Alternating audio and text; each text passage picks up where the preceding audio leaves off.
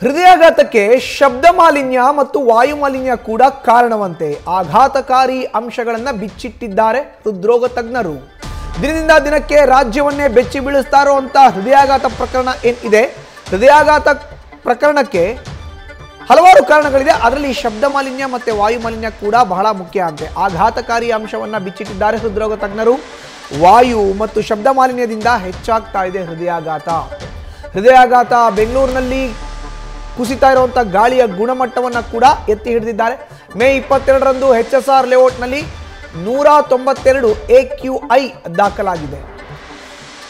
ಹೆಚ್ಚಾಗ್ತಿರುವಂಥ ಮಾಲಿನ್ಯದಿಂದ ಹೃದಯಾಘಾತ ಸಮಸ್ಯೆ ಕಂಡು ಬರ್ತಾ ಇದೆ ಅನ್ನೋ ಒಂದು ಭೀಕರ ಮಾಹಿತಿ ಸತ್ಯ ಹೊರಬೀಳ್ತಾ ಇದೆ. ಕೇವಲ ಸ್ಟ್ರೆಸ್, ಟೆನ್ಷನ್, ಪ್ರೆಷರ್ ಇಷ್ಟು ಮಾತ್ರನೇ ಅಲ್ಲ, ಆಹಾರ ಕೂಡ ಅಲ್ಲ.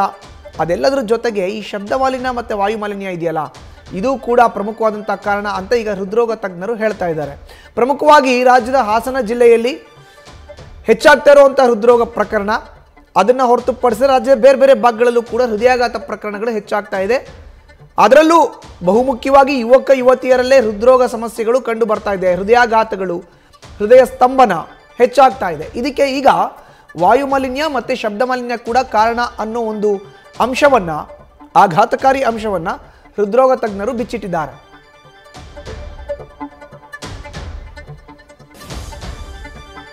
ಎನ್ವೈರನ್ಮೆಂಟ್ ಅಥವಾ ಮಾಲಿನ್ಯ ಇದೆಯಲ್ಲ, ಅದು ಆಕ್ಚುಲಿ ಹಾರ್ಟ್ ಪ್ರಾಬ್ಲಮ್ಸ್ಗೆ ಬಹಳಷ್ಟು ಕಾರಣ. ಇನ್ಫ್ಯಾಕ್ಟ್ ನಮ್ಮದು ಕಾರ್ಡಿಯಾಲಜಿಕಲ್ ಸೊಸೈಟಿ ಆಫ್ ಇಂಡಿಯಾದ ಥೀಮ್ ಈ ವರ್ಷ is pollution and heart attack. ಹಾಗಾಗಿ 3 ರೀತಿಯ ಮಾಲಿನ್ಯಗಳು ಹಾರ್ಟ್ ಅಟ್ಯಾಕ್ಗೆ ಕಾರಣ ಆಗಬಹುದು ಅಂತ ಸಂಶೋಧನೆ ನಡೀತಾ ಇದೆ. ಮೊದಲನೇದು ಏರ್ ಪೊಲ್ಯೂಷನ್, ಎರಡನೇದು ನಾಯ್ಸ್ ಪೊಲ್ಯೂಷನ್ ಮತ್ತು ಎಕ್ಸ್ಟ್ರೀಮ್ ಲೆವೆಲ್ಸ್ ಆಫ್ ಟೆಂಪ್ರೇಚರ್.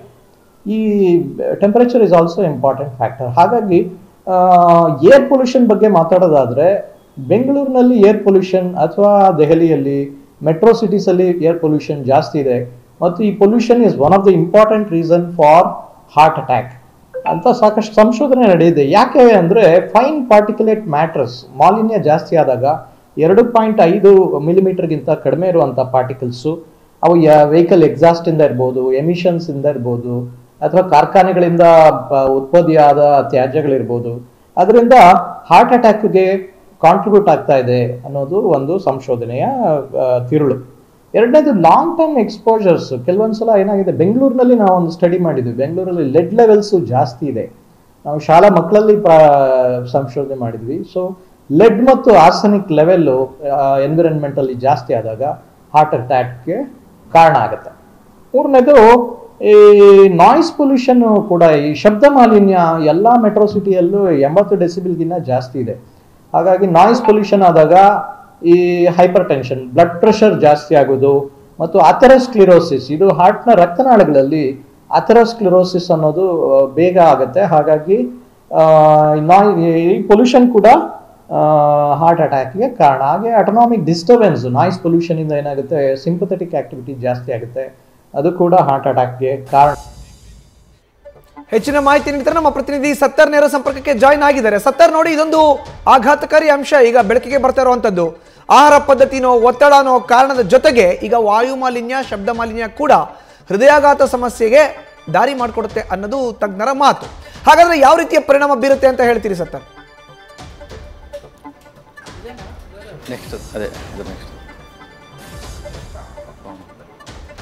ಶಬ್ದ ಮಾಲಿನ್ಯ ಕೂಡ ಕಾರಣ. ಹಾಗಾದ್ರೆ ವಾಯು ಮಾಲಿನ್ಯ ಯಾವ ರೀತಿಯಾಗಿ ಎಫೆಕ್ಟ್ ಆಗುತ್ತೆ, ಶಬ್ದ ಮಾಲಿನ್ಯ ಯಾವ ರೀತಿಯಾಗಿ ಎಫೆಕ್ಟ್ ಆಗುತ್ತೆ ಅನ್ನೋ ನೋಡೋದಾದ್ರೆ, ಇತ್ತೀಚೆಗೆ ರಾಜ್ಯದಲ್ಲೇ ನಡೆದಂತಹ ಸೆಲೆಬ್ರಿಟಿ ಒಬ್ಬರ ಹೃದಯ ಸ್ತಂಭನ ಪ್ರಕರಣ ಏನಿದೆ, ಆ ಒಂದು ಸಂದರ್ಭದಲ್ಲಿ ಕೂಡ ಈ ಒಂದು ವಿಚಾರ ಪ್ರಸ್ತಾಪ ಆಗಿತ್ತು. ಶಬ್ದ ಮಾಲಿನ್ಯ ಯಾವ ರೀತಿ ಎಫೆಕ್ಟ್ ಆಗುತ್ತೆ ಅಂದ್ರೆ, ಉದಾಹರಣೆಗೆ DJ ಸೌಂಡ್ ಆಗಿರ್ಬೋದು, ಇನ್ನಿತರ ಶಬ್ದ ಮಾಲಿನ್ಯದಿಂದ ಅದು ನೇರ ಹೃದಯಕ್ಕೆ ಮಾತ್ರ ಅಲ್ಲ, ನೇರವಾಗಿ ಮೆದುಳಿಗೆ ಎಫೆಕ್ಟ್ ಆಗುತ್ತೆ. ಮೆದುಳಿಗೆ ಎಫೆಕ್ಟ್ ಆದಂತಹ ಸಂದರ್ಭದಲ್ಲಿ ಹೃದಯದ ಬಡಿತದ ನಂತರ ಹೃದಯಕ್ಕೆ ಎಫೆಕ್ಟ್ ಆಗಿ ಹೃದಯ ಬಡಿತ ಪ್ರಮಾಣ ಹೆಚ್ಚಾಗುತ್ತೆ. ಸಾಮಾನ್ಯವಾಗಿ ನಿಮಿಷಕ್ಕೆ 70ರಿಂದ 80 ಬಾರಿ ಬಡಿತ ಇದ್ರೆ, ಆ ಒಂದು ಟೈಮ್ ಶಬ್ದ ಮಾಲಿನ್ಯ ಸಮಯದಲ್ಲಿ 200 ರಿಂದ 300 ಆಗುತ್ತೆ.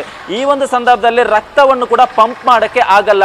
ಈ ರೀತಿಯಾಗಿ ಹೃದಯ ಬಡಿತದ ಪ್ರಮಾಣ ಹೆಚ್ಚಾದಂತ ಸಂದರ್ಭದಲ್ಲಿ ಆ ವ್ಯಕ್ತಿಯ ಹೃದಯ ಏನಿದೆ ಮತ್ತೆ 3 ನಿಮಿಷಕ್ಕೆ ನಾರ್ಮಲ್ ಆಗದಿದ್ರೆ ಆ ವ್ಯಕ್ತಿ ಸಾವಿಗೀಡಾಗುವ ಸಾಧ್ಯತೆ ಇದೆ ಅನ್ನೋದನ್ನು ಕೂಡ ಹೃದ್ರೋಗ ತಜ್ಞರು ಹೇಳಿರುವಂತದ್ದು.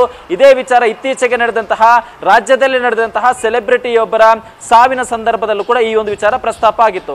ಇನ್ನು ವಾಯು ಮಾಲಿನ್ಯ ಯಾವ ರೀತಿಯಾಗಿ ಎಫೆಕ್ಟ್ ಆಗುತ್ತೆ ಅಂತ ನೋಡೋದಾದ್ರೆ, ವಾಯು ಮಾಲಿನ್ಯದಿಂದ ಹೃದಯಕ್ಕೆ ಸರಬರಾಜು ಆಗ್ತಂತಹ ರಕ್ತನಾಳದ ಒಳಪದರಕ್ಕೆ ಡ್ಯಾಮೇಜ್ ಆಗುತ್ತೆ. ಇದರಿಂದ ಸರಿಯಾದ ರೀತಿಯಲ್ಲಿ ರಕ್ತ ಸಂಚಾರ ಆಗದಂತಹ ಪರಿಣಾಮ ನೇರವಾಗಿ ಆ ವ್ಯಕ್ತಿ ಕೂಡ ಹೃದಯ ಸಂಬಂಧಿತ ಕಾಯಿಲೆ ಆಗಿರ್ಬೋದು, ಹೃದಯ ತುತ್ತಾಗುವ ಸಾಧ್ಯತೆ ಇದೆ ಅನ್ನೋದನ್ನು ಹೃದ್ರೋಗ ತಜ್ಞರು ಕೊಟ್ಟಿರುವಂತಹ ಸಲಹೆ. ಹಾಗಾದ್ರೆ ಏನ್ ಮಾಡ್ಬೇಕು ಅನ್ನೋದು ನೋಡೋದಾದ್ರೆ, ಈಗಾಗಲೇ ರಾಜ್ಯದಲ್ಲಿ ಹೃದಯಾಘಾತ ಪ್ರಕರಣ ಸಂಖ್ಯೆ ಹೆಚ್ಚಾಗ್ತಾ ಇರುವಂತಹ ಹಿನ್ನೆಲೆ ಜನರು ಕೂಡ ಅಲರ್ಟ್ ಆಗಿದ್ದಾರೆ. ಬಟ್ ಒಂದಿಷ್ಟು ಜನರು ಕೂಡ ಈ ಒಂದು ಹೆಚ್ಚಿನ ತಪ್ಪನ್ನು ಕೂಡ ಮಾಡ್ತಾ ಇದ್ದಾರೆ. ಏಕಾಏಕಿ ಜಿಮ್ಗೆ ಹೋಗ್ತಾ ಇರುವುದು ಆಗಿರ್ಬೋದು, ರನ್ನಿಂಗ್ ಮಾಡ್ತಿರುವಂತಹ ಸಂಖ್ಯೆ ಕೂಡ ಹೆಚ್ಚಾಗ್ತಾ ಇದೆ.